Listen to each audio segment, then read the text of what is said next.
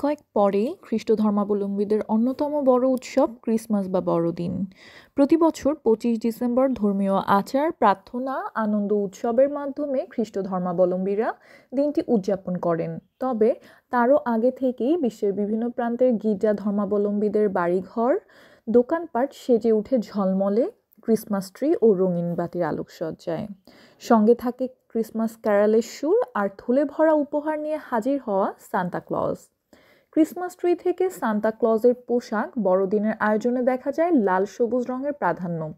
এর কারণ শুধু দুটি রং একসঙ্গে দেখতে ভালো লাগে তা নয়, এর পেছনেও রয়েছে ইতিহাস।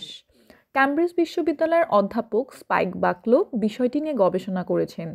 তিনি মনে করেন বড়দিনের লাল সবুজ রঙের উদ্ভব হয়েছে মধ্যযুগে। এই রঙগুলো ব্যবহারের পেছনে রয়েছে প্রতীকী অর্থ, যা শুরু হয়েছে বেশ আগে। প্রাচীন কেল্টিক জনগোষ্ঠীর মানুষ লাল সবুজ রঙের গাছের প্রতি বিশেষ সম্মান প্রদর্শন করতেন। তারা বিশ্বাস করতেন এই গাছগুলো শীতের রুক্ষতার মধ্যেও পৃথিবীকে সতেজ ও সুন্দর রাখে। এই গাছগুলোকে সুরক্ষা ও সমৃদ্ধির প্রতীক হিসাবে চিহ্নিত করেছিলেন তারা।